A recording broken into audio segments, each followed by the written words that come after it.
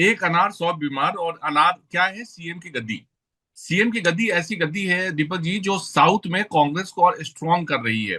केरला में जिस तरीके से यूडीएफ अलायंस 140 में 100 सीटें क्रॉस कर गया, क्योंकि कांग्रेस के अपने 63 सीट्स हैं और जो ऑल इंडिया मुस्लिम लीग है उसके 22 सीट्स हैं, इसको मिलाकर 100 सीटें क्रॉस कर गई। लेकिन बड़ा इंटरेस्टिंग है, वेस्ट बंगाल में सीएम ओथ भी ले चुके हैं।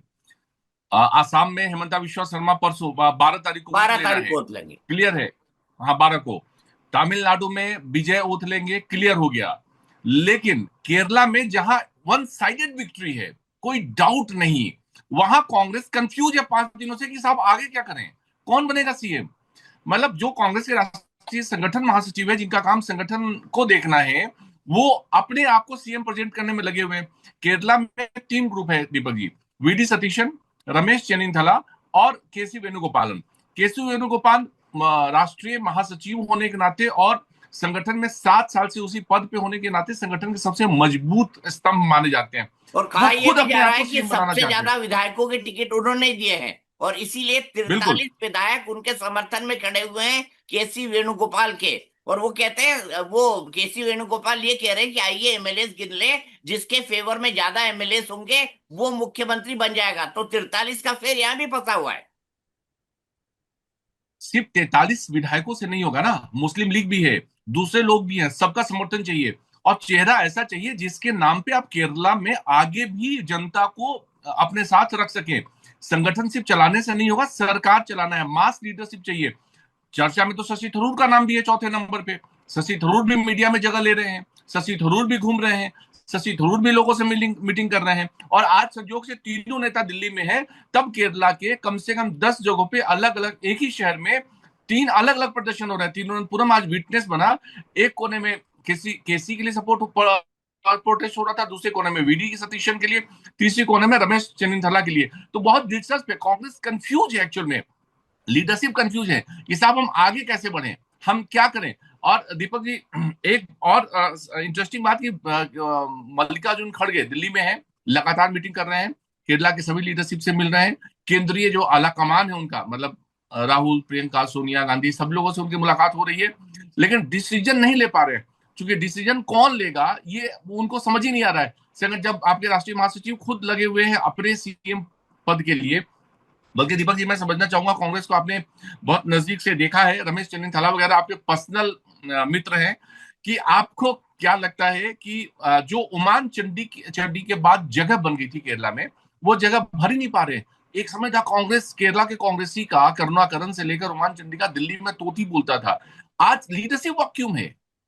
लीडरशिप वैक्यूम इसलिए है क्योंकि कांग्रेस का आला कमान कमजोर हो गया है। मुझे बहुत अच्छी तरह याद है, एक जमाने में के करुणाकरण को हटाकर ए के एंटनी को मुख्यमंत्री बनाया गया था, और मैं दिन भर ए के एंटनी के घर के सामने उनके बच्चों के साथ क्रिकेट खेल रहा था। मुझे वो दिन भी याद है। तब हाईकमान इतना मजबूत होता था कि वो जिससे चाहे तब food and civil supply minister थे ए के एंटनी, और food and civil supply minister के तौर पर वो दिल्ली में काम कर रहे थे। लेकिन करुणाकरण को हटाकर ए के एंटनी को बना दिया गया था। ऐसे ही केरल के अंदर कई परिवर्तन और अन्य राज्यों के अंदर कई परिवर्तन समय समय पर कांग्रेस आला कमान करता रहता है। लेकिन अब मुझे बताइए, कांग्रेस आला कमान कितना कमजोर है? क्या मध्य प्रदेश में कोई डिसीजन ले पाया?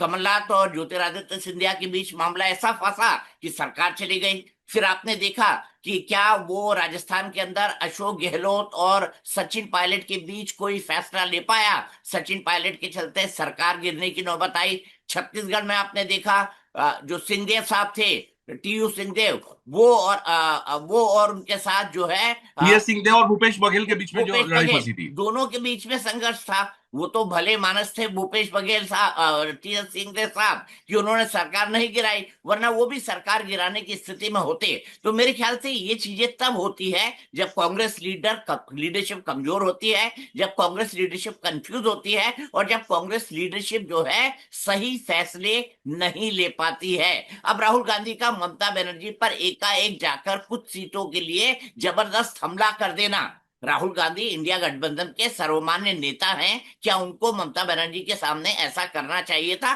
2 बार सोचना चाहिए था कि ऐसा होना चाहिए या नहीं। क्या राहुल गांधी को इस बारे में भी नहीं सोचना चाहिए था कि कल तक तो हम डीएमके के साथ थे, डीएमके के चलते ही हमने टीवीके को 60 सीटों के ऑफर को टुकरा दिया था। टीवीके ने कांग्रेस पार्टी को 60 सीटों का ऑफर दिया था और कहा था कि हमसे अलायंस करके चुनाव लड़ लो, लेकिन बोला नहीं नहीं, हमारे बिग ब्रदर तो जो है डीएमके वाले हैं, हम इन्हीं के साथ चुनाव लड़ेंगे। उन्होंने डीएमके वालों के साथ चुनाव लड़ा, वो हार गए। उनको सिर्फ 5 सीटें मिली कांग्रेस को, लेकिन फिर भी वो सत्ता में जाने के बेताब है। इसीलिए पहले ही दिन उन्होंने फैसला ले लिया कि हम टीवीके को समर्थन करने वाले हैं। तो देखिए, इंडिया गठबंधन में क्षरण कहां से हो रहा है? इंडिया गठबंधन में हर तरफ से क्षरण हो रहा है। और अगला चुनाव कौन सा आने वाला है भूलिए मत।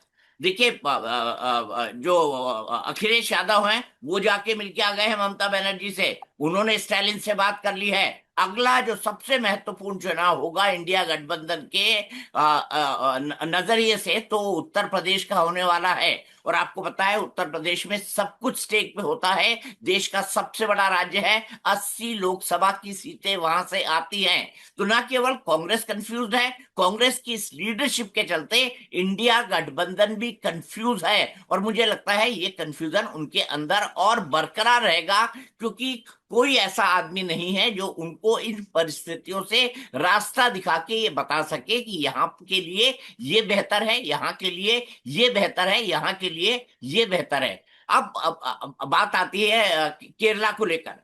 जैसे वीडी सतीशन है, वीडी सतीशन को चाहती है यूएमएल, इंडियन यूनियन मुस्लिम लीग चाहती है, उनके सहयोगी दल भी चाहते हैं। उनका ये कहना है कि लेफ्ट के खिलाफ पिछले 5 साल में फ्लोर कोऑर्डिनेशन से लेकर मुद्दों को उठाने तक का जितना बेहतर काम वीडी सतीशन ने किया है, वैसा काम किसी और ने नहीं किया है। इसीलिए वीडी सतीशन को ये जिम्मेदारी देनी चाहिए। लेकिन बस केसी वेणुगोपाल भी बोल रहे हैं तुम भी काम खा, हम बनेंगे सीएम। उनकी भी बड़ी दिली तमन्ना है, वो एक्चुअली में दिल्ली में दीपक जी बैठते हैं पर उनका दिल जो है वो तिरुवनंतपुरम में लगता है। केरला में तो है। ऐसे में मेरे मेरे मित्र जो है, पुराने मित्र रमेश चेन्निथल्ला भी खड़े हो गए हैं। उन तीनों से सीनियर है, यूथ कांग्रेस के अध्यक्ष रहे हैं, अच्छी हिंदी अंग्रेजी और केपीसीसी के अध्यक्ष केरलाइट रहे हैं। बोलते हैं, और सभी पॉलिटिकल पार्टी के लीडर्स को जानते हैं। तो ये बात है। इस संकट से उबरना कांग्रेस के लिए आसान काम नहीं होगा। और इस संकट के चलते जो कुछ भी इंडिया गठबंधन के अंदर हुआ है, उससे भी उबरना कोई आसान काम ओम प्रकाश जी नहीं होने वाला। दीपक जी क्या है, इंडिया ब्लॉक की तो मुझे लगता है बात ही बेमानी है। क्यों बेमानी है साहब? केरला में आपने सरकार की सत्ता किससे ली है? इंडिया ब्लॉक के अपने साथी से, लेफ्ट से। पंजाब में अब आप किससे लड़ाई करने जा रहे हो? आम आदमी पार्टी जो पिछले लोकसभा में आपके साथ थी, लेकिन पंजाब में आपके साथ गठबंधन नहीं था। आप यूपी में अखिलेश यादव के साथ जरूर आप खड़े रहे, और अखिलेश भी आपके साथ वैसे ही खड़े रहे, लेकिन अखिलेश का मन इस समय टूटा हुआ है ममता बनर्जी कांड को लेकर और तमिलनाडु को लेकर। जो उनका आप पोस्टर देखेंगे, जो आप उनका ट्वीट देखेंगे, जो उनका लैंग्वेज देखेंगे ममता बनर्जी से मिलने के बाद भी जो उन्होंने कहा है, उसमें कांग्रेस के लिए उनका प्यार नहीं दिखा कहीं। उनको ये लगा कि साहब ये गलत ट्रैक पे पार्टी जा रही है, और वो जो उलाहना दिख दिखने रही से है। भी लग रहा है, बिल्कुल जो देखने से लग रहा है। अब आप बताइए ना कि आपको साहब फुल मेजोरिटी के बाद भी अगर आप डिसाइड नहीं कर पाते हैं कि आपके पास सीएम का फेस कौन है, इससे ज्यादा त्रासदी क्या होगी?